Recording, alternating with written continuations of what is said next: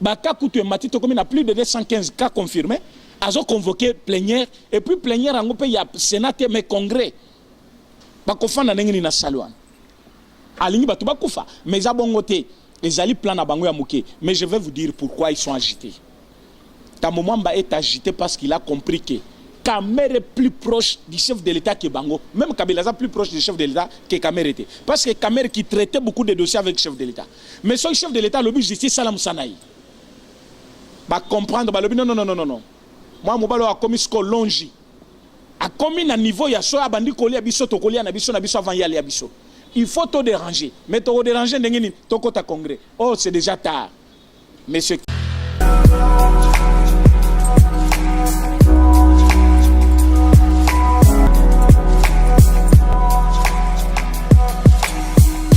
Président actuel, Félix Antoine Tshisekedi Tshilombo, a lobby Djomi Nungala Abima.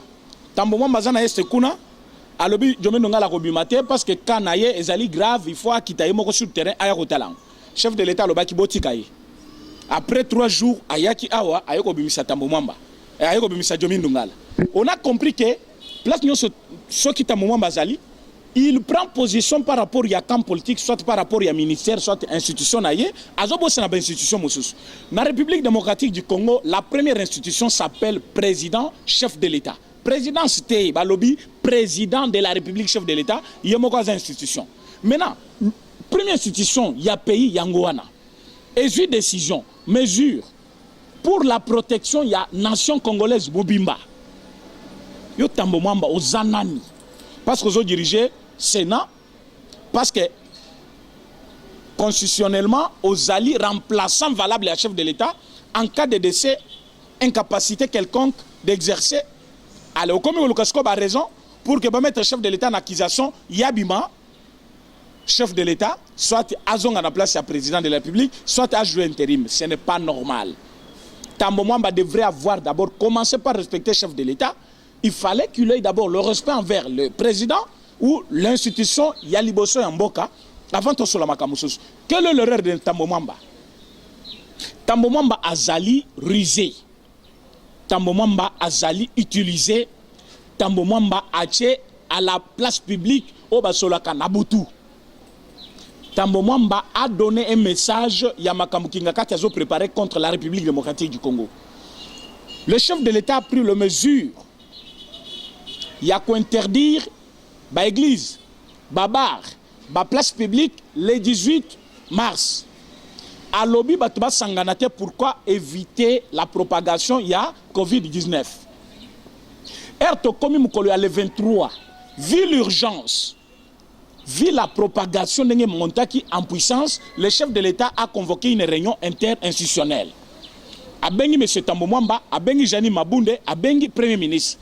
Basangani na cité de l'OIA, Basololi, question du jour, état d'urgence sanitaire. Témoin Jean-Marc Kabound.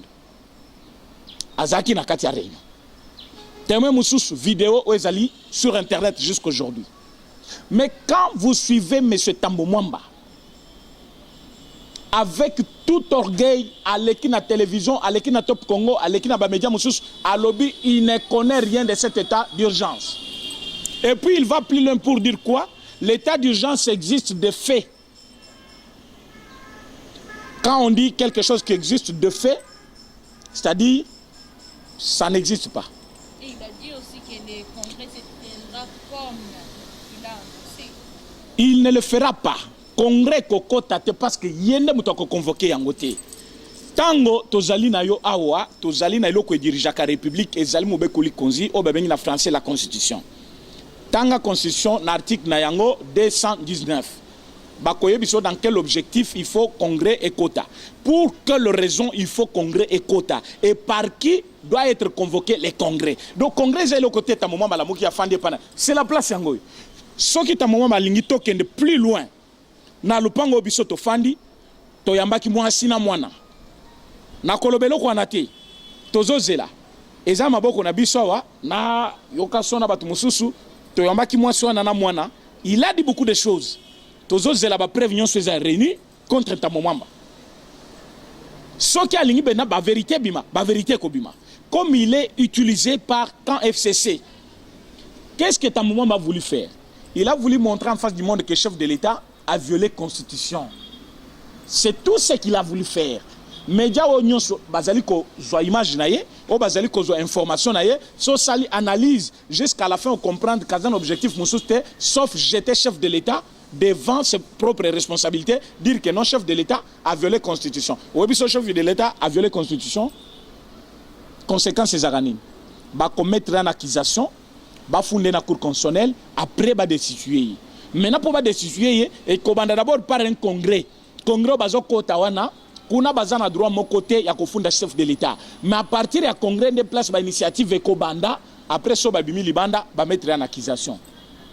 Nous sommes au courant de cette petite manœuvre que nous avons déjà déjouée. La première fois quand nous avons entendu cela, nous avons dit premièrement lui Tambouamba n'a pas qualité à convoquer ni Mabound ni premier ministre. Deuxièmement, place il faut passer à la congrès na bango, ndakwane kozala fermé à l'initiative via ministre de tutelle, ministre Yanine, il y a intérieur. Il a déjà dit c'est lui le patron. C'est pas lobby que après il y a parlé du peuple, ceux qui font moi mi congrès ko sala manango kaka. Et ko sala manango be kozala déjà après l'état d'urgence.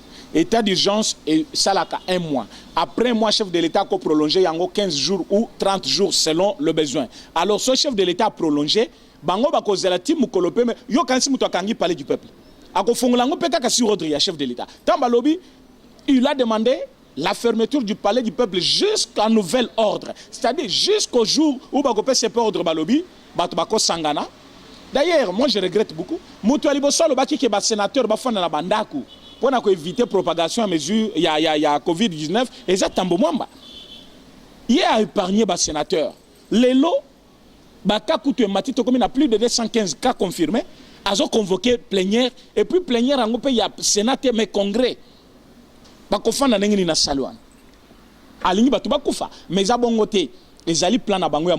je vais vous dire pourquoi ils sont agités.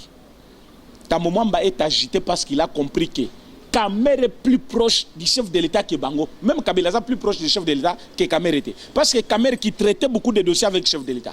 Mais ce chef de l'État, le but justice, Salam Sanaï. Va comprendre, non. Moi, je a commis ce qu'on longe.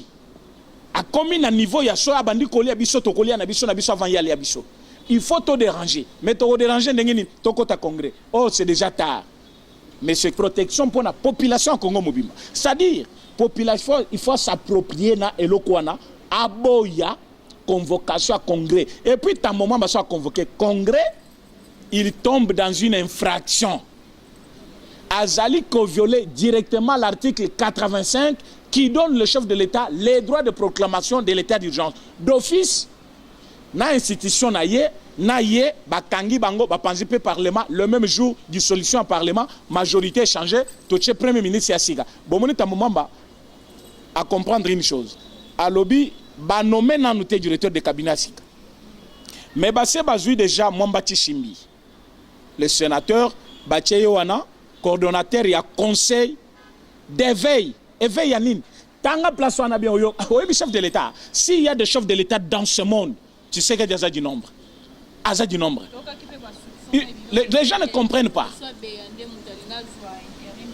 Voilà, c'est pour ce qu'on appelle la raison d'État. Cabinet chef de l'État Kotikala, poste vacant bongote parce que caméra Koti na prison. Chef de l'État peut se remplacer directeur Moussou, au moins qui complot. Mais chef de l'État dit il y a un directeur de cabinet adjoint. Comme justice va se prononcer, parce qu'il faut pas condamner. Là d'office, il faut le monsieur a démissionné. Soit démissionné, tu vas remplacer. Mais comme on va condamner, il va 15 jours qu'on a allé dans Vungulé. C'est-à-dire le temps qu'il y a Zakuna, Mwamba Tishimbi, Azali, Oyebi poste à jouer. C'est la même chose que le directeur de cabinet. Oyebi tu sais que c'est président. Président au grand complet. Ayebi politique, on est quand même tatanaï. Pour façon qu'à Tchèque, Mwamba Tishimbi, on est en coordination des conseils présidentiels, des veilles stratégiques. Quelle coordination? C'est le directeur de cabinet, mais c'est comme Moussous. Maintenant, Azawana, oui, Moussanaï. C'est lui qui coordonne le conseil sur chef de l'État, dans le cabinet, mon chef de l'État, accompagné d'un professeur, le docteur, maître Eberand Kolongel. Donc, Fandiwana, Bachayi de Pessina Mesa, François Mwambache pena boye binaï mobima. Webi assemblée à Mwambache Shimbi. Et ça qui pena assemblée nationale. Donc au fin d'anda ko landa pena ba débat télévisé, au sentir que ba politicien bazolo. Oh ya ba obemina ko était. Ouais comment qui assemblée a peu perdre. Mais ces gens-là avec toute cette intelligence maintenant, bazali pembenya fach ba entouré. Mutu moko azaki mutu ya mabe, azaki na mayele me mayele ya mabe, rizwana ezalika kamere lokola tolongolie. Donc président de la République etikali mobimanango, moteur de révolution de la République. Vous verrez vous-même dans 1 mois, dans 2 mois, dans les 6 mois, ce que sera la République démocratique du Congo. Pour Nanine, chaque personne va respecter l'économie Nabiso, il va respecter budget Nabiso, il va respecter Mbongo Nabiso. Les sociales, c'est ça. Les sociales, c'est ça. Soto bandi ko kangabatunyo sobami biwana. Et que l'économie Nabiso est libre.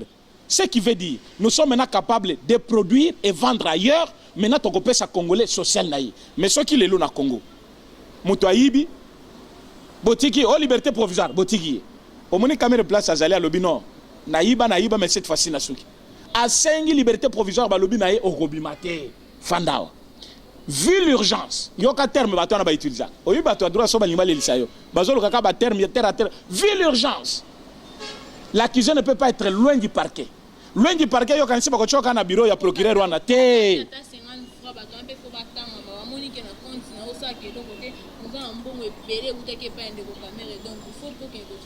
Eza bongo te bazo kanga kaka ba coupable tango bazo loba o retirer combien oyebi caméra moni pena o balobaka hein ba étoile yo ke na parquet chèque yo signé que Coty Bank et que obimela na parquet et vous dites que non tu sais que y a salade le tu sais qu'il y a un service de sécurité bien spécialisé yo ka comment on lui a déjoué Ote, bazo kanga office de route, bazo kanga OVD, mais yemo comme tozo yiba. Non, les chefs de l'État savaient qu'un monsieur paraît plus risé, il faut réunir tous les éléments, il faut avoir les documents. Caméra a signé le chèque, a indiqué qu'il y a une banque. Mais chèque est bimi na banque et zongi parquet. A comme on a parquet, a coûté chèque. Bah, tu as retiré combien dans telle date? Oh, autant. Et au PSA qui moutouana combien? Oignon son a retiré. Non. Tu as retiré 10 millions. Est-ce qu'au PSA qui a 10 millions? Oh non. Mais il y a le PSA qui est nyons. Au PSA qui combien? On a PSA qui est bon. Est-ce que tu peux nous dire, na chèque signature yanan o yangay?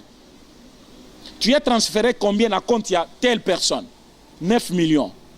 Moutou et pas na zanani, au bel-sère. Azali ko occupé fonction nini na 100 jours. Na République démocratique du Congo. Nulle part. Mais 9 millions de dollars. Na compte ko salani. Oh, c'est un emprunt. Tu as signé quel document avec la banque pour emprunter cet argent? Et cet argent appartient à l'État congolais. Tu as quel document qui prouve que tu as emprunté? Mais ce Kamer Place Azali a yebi kaza coupable. Que les gens qui s'agitent base à la peser. C'est le même sortant où on va faire des oui, bandi mabe. Ceux qui déjà mutu la caméra koti et bon biso yeto kozala wapi. C'est ce qu'il faut maintenant que bas s'agiter ba ke kuna balobi na ye wangana take beaucoup tanakana tseke dibosola kama kambuya état d'urgence. Wangana yango aleki na top Congo ote ngai na ibi makambo wana te. Mais réunion wana basalaka ngo na butute na moi yoka chef de l'État. Na discours na ye afundi bango directement. Alobi nazali ko remercier ba dirigeant ya ba institution sur l'État pour leur sens élevé de compréhension. À l'issue de cette réunion, nous avons décidé de protéger notre population. C'est ainsi que je proclame wana sko zongi na pouvoir na ye. Metango yo ozo wangana or na discours wana ba remercier kiyo par chef de l'État pour participer à la réunion wana. Ozo wangana mena vidéo ezali. Tango ozo wangana wana yoka chef de l'État lobby makamwana depuis quelle date? Le 24. Les lots ozali soki le 40e. Maintenant, ceux qui l'ont voté, ils allaient pour un accompagnement.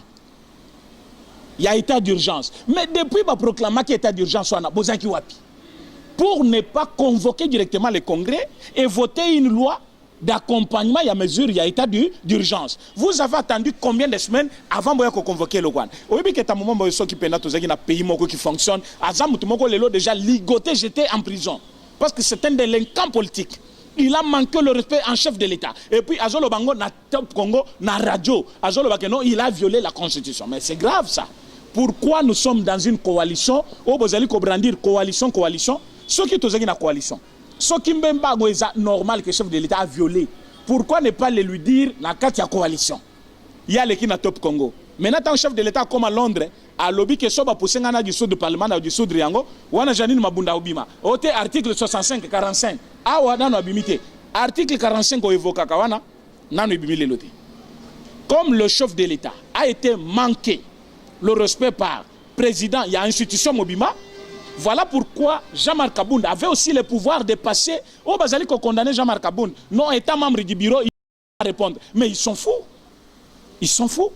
Comment Jean-Marc Kabound avait répondu à Tshisekedi tant Walobaki il y a Londres. Le chef de l'État parlait à Londres en tant qu'un chef de l'État devant la population congolaise de la diaspora. Mais Jean-Marc Kabound avait répondu. Maintenant, aujourd'hui, chef de l'État, afin de na calme, tous en crise moko ya makasi. Des épidémies à Makassi ont ravagé Mokili et Nani Congo.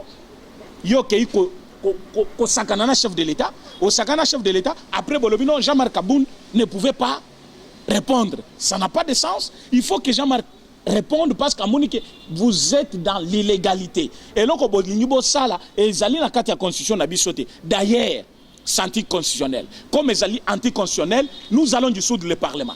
Nous allons dissoudre le Parlement. Je répète bien, nous allons dissoudre le Parlement. Tambomamba sera jeté en prison.